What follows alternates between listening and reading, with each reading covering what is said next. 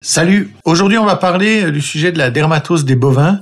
Vous savez, en ce moment, en Savoie et en Haute-Savoie, il y a pas mal de foyers infectieux de cette maladie bovine. La dermatose nodulaire, ils sont en train de tout bonnement massacrer des bovins, donc vaches, veaux et taureaux, en Savoie et en Haute-Savoie. Il y a quelques jours à peine, ils étaient déjà à plus de 300 animaux abattus et ça a l'air de continuer à être un massacre. Moi, dans toute cette histoire, il y a des choses qui sont relevées par certains éleveurs et j'aimerais qu'on revienne un petit peu là-dessus parce que je trouve ça intéressant au sujet du fait qu'on abatte beaucoup de bêtes et que certains producteurs trouvent ça un petit peu étrange que à chaque fois qu'il y a quelque chose en France, on fasse systématiquement de l'abattage massif de tout l'élevage français. Donc du coup, je suis allé un petit peu regarder à droite à gauche pour voir un petit peu ce que c'était tout ça et j'ai commencé par déjà aller voir ce que c'était cette dermatose nodulaire et ce qu'elle avait comme impact sur les animaux et quels pouvaient être les impacts sur l'humain. Donc on commence. Déjà, qu'est-ce que c'est ? Donc la dermatose nodulaire est une maladie virale hautement contagieuse qui touche exclusivement les bovins. Donc vaches, taureaux et veaux. Elle est causée par un capripoxvirus proche de ceux responsables de la variole ovine ou caprine, transmise surtout par des insectes piqueurs, mouches, moustiques et taons. Elle peut aussi se propager par contact entre animaux ou via du matériel contaminé. Les symptômes sont impressionnants, nodules sur la peau, fièvre, perte d'appétit, parfois avortement ou atteinte des organes génitaux. Ensuite, les conséquences pour l'élevage. Si elle tue rarement, cette maladie provoque de lourdes pertes. Baisse de production laitière, amaigrissement, interdiction de déplacement, voire abattage sanitaire. Pour les éleveurs, c'est un coup dur économique et émotionnel, d'autant plus que la maladie est désormais présente dans plusieurs pays européens proches de la France, et on l'a vu en France. Y a-t-il des risques pour l'homme ? Bonne nouvelle, non, ce virus ne se transmet pas à l'homme. Même si vous consommez de la viande ou du lait provenant d'un animal infecté, vous ne pouvez pas tomber malade, à condition que ce produit soit cuit ou pasteurisé. Pourquoi ? Parce que la chaleur détruit le virus, ou même si vous buviez par erreur du lait cru contaminé, le virus ne pourrait pas se développer dans votre corps. Il ne reconnaît pas nos cellules et ne peut pas s'y multiplier. Résultat, aucune infection possible. Donc, ce virus est donc absolument inoffensif pour l'homme parce qu'il n'est pas compatible, il n'est pas génétiquement compatible pour attaquer nos cellules et se développer dans notre corps. Donc voilà, le virus est donc inoffensif pour l'homme, il peut facilement se propager à d'autres troupeaux, étant donné que ce sont des insectes piqueurs qui peuvent transmettre la maladie. Il peut se développer sur des distances assez grandes parce que certains insectes peuvent parcourir plusieurs kilomètres. Par contre, on voit aussi, de ce que j'ai vu, c'est qu'il est mortel pour 10% en fait des animaux qui sont contaminés par ce virus. Et il n'est donc pas transmissible à l'homme. Je suis allé aussi faire des recherches. Il est tout à fait possible de le détecter en faisant des prises de sang, c'est-à-dire en faisant des prises de sang, on est capable de voir si certains bovins sont contaminés ou pas. Donc, personnellement, quand je vois ce genre de choses, quand je lis comment ce virus a tendance à se développer et donc qu'il n'est pas dangereux pour l'homme, je veux revenir sur quelque chose qu'a dit Monsieur Philippot, Florian Philippot, qui nous dit « Il tue notre cheptel à la demande de l'UE ». Objectif climatique officiel, moins 25 à moins 33% du cheptel français. Donc, je viens d'aller voir des recommandations pour la France. Ça, c'est les recommandations de l'UE. En mai 2023, la Cour des comptes française a recommandé au gouvernement de définir une stratégie pour réduire le cheptel bovin français, notamment afin de diminuer les émissions de méthane en ligne avec le Global Metal Pledge. Certains scénarios évoquent des baisses possibles atteignant moins 25 pour le cheptel laitier et moins 33% pour le cheptel allaitant d'ici 2050. Ce que dit le gouvernement français, selon le gouvernement, est le plan élevage, la France ne prévoit pas de réduire délibérément son cheptel. Les objectifs de réduction des émissions pourraient être atteints via d'autres leviers, modification de l'alimentation animale, gestion des déchets, techniques plus durables. Le plan officiel affirme que la taille du cheptel ne constitue pas un objectif de politique publique. Voilà, donc effectivement, il y a eu dans les tuyaux de l'UE pour réduire les gaz à effet de serre une réduction officielle de moins 25 à moins 33% du cheptel français. Le gouvernement a l'air d'avoir dit non. Bon, après, on connaît les paroles du gouvernement et comment on peut leur faire confiance, même s'il faut pas non plus tomber dans le complotisme débile. Ça a effectivement été évoqué qu'il devait réduire les cheptels français, ce qui est complètement débile, parce que on veut réduire les cheptels français, donc pour importer de la viande venue d'ailleurs. Ce qui est stupide. Et d'ailleurs, vous allez voir, certains paysans en parlent un petit peu de tout ça. Et je trouve ça assez intéressant. On va voir un petit peu comment ça se passe et ce qui se passe au niveau de l'abattage. Le nombre de bagnoles. Tu m'étonnes qu'en bas, il y en a plein qui ont essayé de m'appeler. Ils devraient se demander si c'était pas la guerre. Bonjour à tous. Voilà, on est dans un champ où les vaches ne sont pas malades. Mais elles sont dans un périmètre où il y a la maladie, soi-disant. Elles sont à 100 mètres des vaches malades. Donc aujourd'hui, ils ont décidé de venir abattre un lot de 10 vaches. Gendarmerie sur place, DSV, menacés d'aller en garde à vue aujourd'hui. On essaye de faire partir les vaches qui sont pas malades, malheureusement.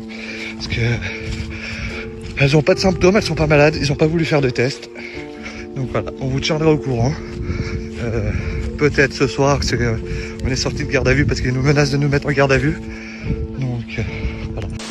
Ouais, donc là, il le dit bien, ils ont refusé de faire le test. Donc, moi, je trouve que dans tout ça, il y a quand même des choses un petit peu louches, là. On l'a vu, j'ai expliqué au départ, on peut faire des tests, on peut détecter quelles vaches sont malades pour tuer juste les vaches malades et ainsi protéger le troupeau, en fait.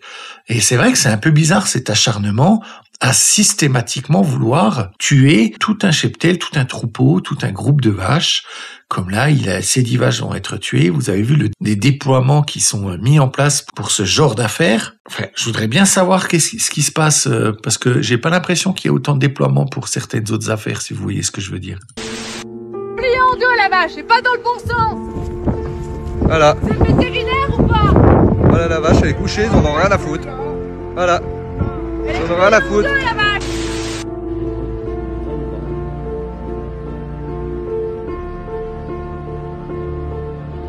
Bon, lui, bien les côtes, tu gagneras de la place dans le camion. Non mais regardez bien, faut pas tourner la tête, regardez bien, faut bien y regarder. Allez, vas-y, serre. La dernière fois, vos collègues, ils ont vomi tellement c'était dégueulasse. Vas-y, serre bien. Elle bouge encore les oreilles, là. Ne regarde pas, toi. C'est vous qui vous devrez être à la place. Bon, alors, moi, ça me touche parce que j'ai des gens vers chez moi qui sont éleveurs et c'est tous des gens incroyables, extrêmement bosseurs, qui sont très attachés à leurs animaux. Quand on parle avec eux et qu'ils vous en parlent, c'est vraiment beau. Donc, je comprends le désarroi de ces gens qui voient ces massacres. Et franchement, je peux pas m'empêcher de me dire que c'est quand même un peu étrange qu'on veuille comme ça, aussi vite et aussi fort, massacrer des troupeaux entiers, plutôt que de juste les tester et puis de tuer les animaux malades, sachant qu'en plus, ces animaux malades, c'est 1 sur 10 qui va mourir. C'est ceux qui vont pas mourir, ce sont des animaux qui auront de la baisse de produits laitiers le temps qu'ils soient soignés.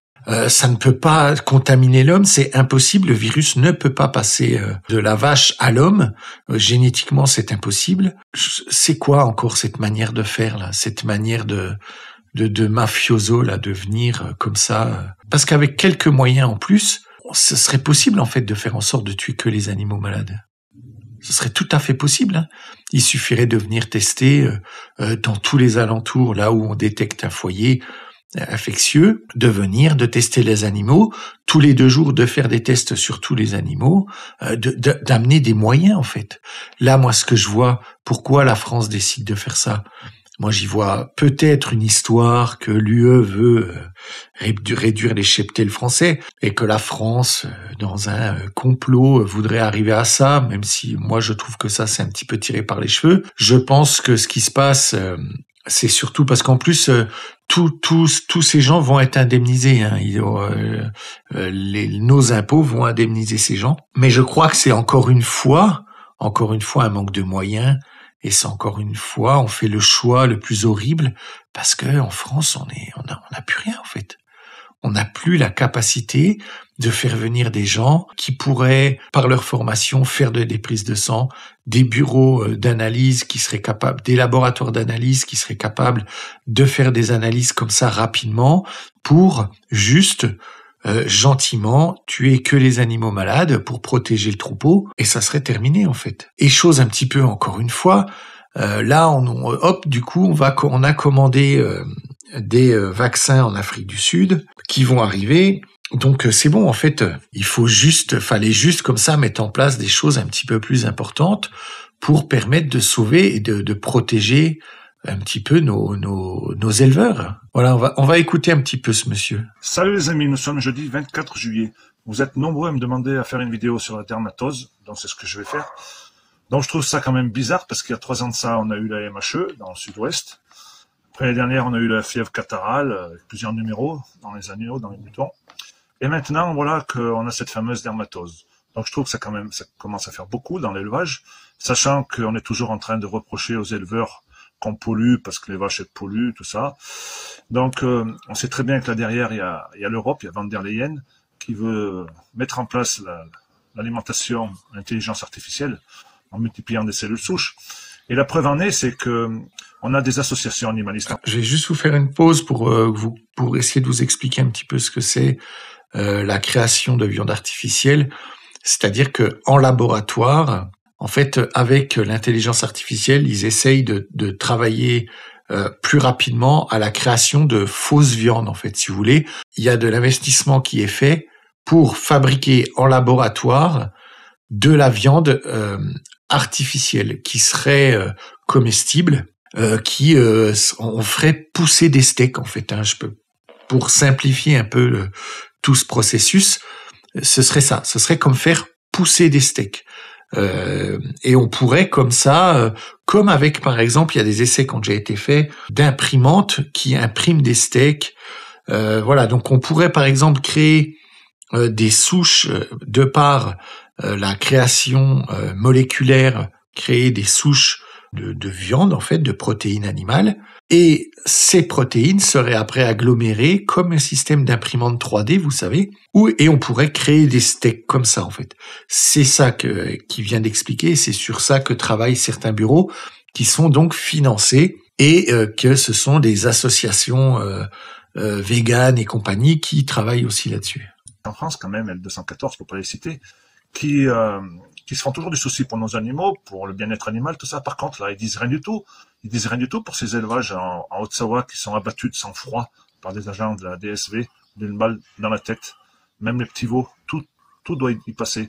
Moi, je suis vachement en colère parce que c'est une honte d'éradiquer les animaux comme on est en train de faire aujourd'hui. Sous couvert qu'il faut mettre en place une nouvelle alimentation. Oui, parce que je sais très bien pourquoi L214 ne disent rien. Parce qu'ils sont financés par Bill Gates pour mettre en place leur nouvelle alimentation intelligence artificielle.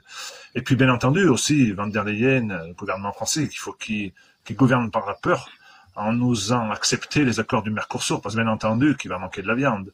Donc, pour pas avoir de pénurie, hop, on va faire entrer des vaches aux hormones d'Amérique du Sud. Par contre, celles-là, elles pourront avoir la dermatose, elles pourront avoir la tuberculose, elles pourront avoir tout ce qu'elles veulent. Ça passera café crème.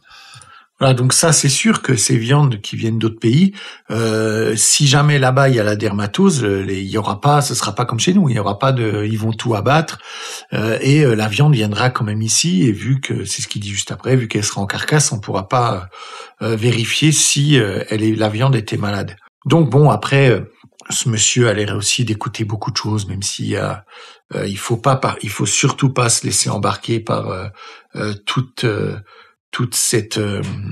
ce côté un petit peu qu'on pourrait appeler quand même un petit peu complotiste, même si j'aime pas employer ce terme parce que c'est très péjoratif et il nous empêche souvent de dénoncer des choses en mettant dans complotisme un peu tout. Mais faire attention à certaines informations qui peuvent être données sur Internet, ne pas parler trop vite, cette histoire de viande avec l'IA, on sent qu'il a écouté certaines choses, mais voilà, ça manque de détails. Après, il est pas là pour nous expliquer tout ça, il parle un peu vite parce qu'il veut dire beaucoup de choses sans que ça dure non plus trop longtemps. Mais voilà, en tout cas, c'est vrai que cet abattage massif, c'est quand même assez étrange. Et malgré tout, ça fait un petit peu écho à ce que disait Marion Maréchal le 21 décembre 2023, hein, donc ça fait 1 an et demi. Je pense qu'il y a même un sujet d'ordre psychologique, c'est-à-dire qu'aujourd'hui, il y a quand même tout un délire véganiste, antispéciste, pro-viande de synthèse et compagnie qui est en train de s'installer, qui pour moi est un combat d'ordre culturel, quoi. Vraiment culturel, identitaire, mais profond, quoi. Et ça, là-dessus, la commission joue un jeu extrêmement toxique parce qu'ils surfinancent dans tous les sens des associations qui sont pro-machin. Donc je pense que ça va être un point de vigilance très important. Parce que, évidemment, ça a un impact direct pour vous sur la concurrence de marché avec ces pseudo-viandes qui arrivent et la diabolisation du secteur, mais c'est même un rapport, j'ai envie de dire, c'est une question de la vision qu'on a de l'homme. Parce que si à un moment donné on explique que l'homme vaut pas plus que l'animal, c'est une remise en cause complète même de l'anthropologie de nos sociétés, quoi. Donc ça va très loin. Et donc ça, je pense que ça va être les grands combats culturels à venir et sur lesquels nous on est très très très offensifs. Voilà, donc ça c'était il y a 1 an et demi. Donc il y a quand même des choses qui sont qui dans tout ce micmac sont un peu bizarres. Certains vétérinaires disent non, mais il faut abattre, il faut absolument abattre.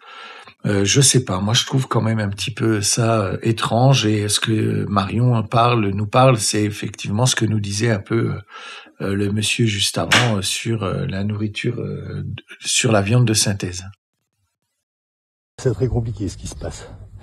Les bêtes sont en pleine forme, c'est des bêtes lourdes, elles ont du mal à mourir.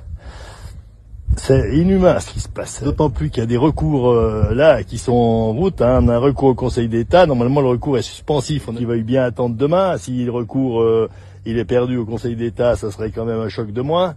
Mais bon, s'il s'avère que le recours on gagne là-bas, ce sera un crève-cœur supplémentaire.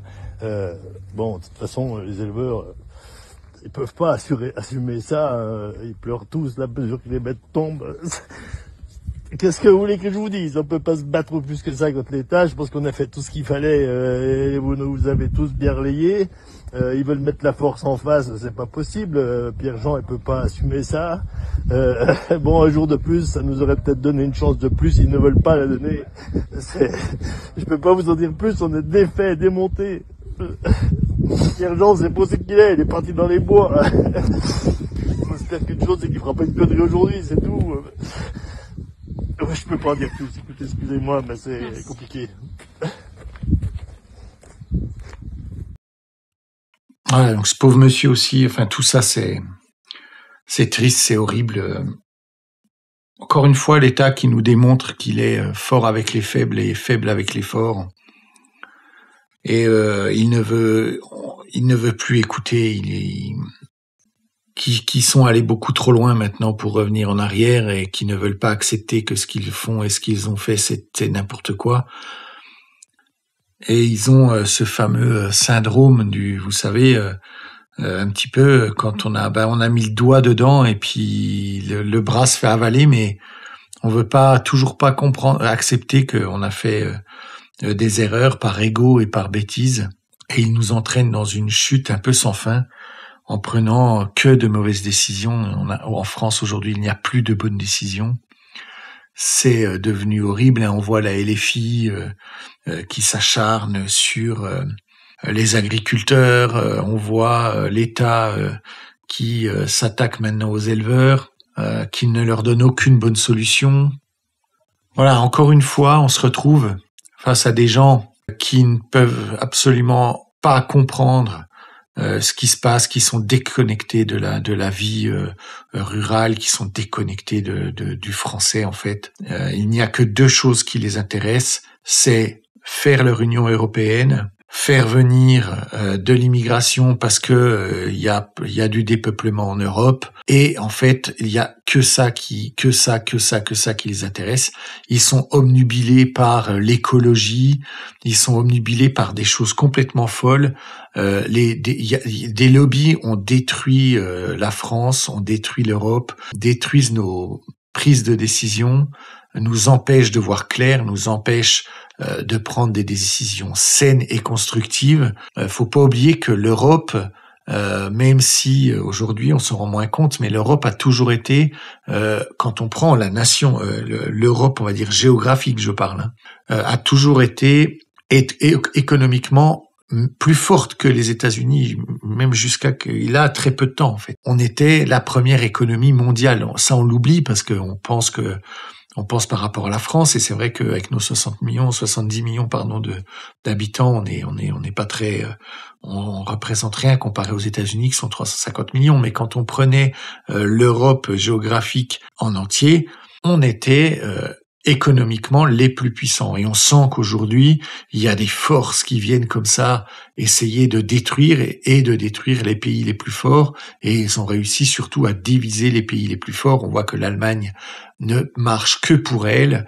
L'Allemagne veut détruire von der Leyen par le biais. L'Allemagne de von der Leyen veut comme ça venir mettre un coup d'arrêt à l'élevage et l'agriculture française, parce que ça reste quand même un des piliers mondiaux au niveau de l'agriculture et de l'élevage. Et on est comme ça attaqué de partout, et on a des traîtres qui aujourd'hui sont à la tête de notre pays, Macron en premier, qui ne font rien pour arranger tout ça, et toutes leurs décisions ne sont prises que dans un seul but: réussir à créer cette Europe qui n'existera jamais.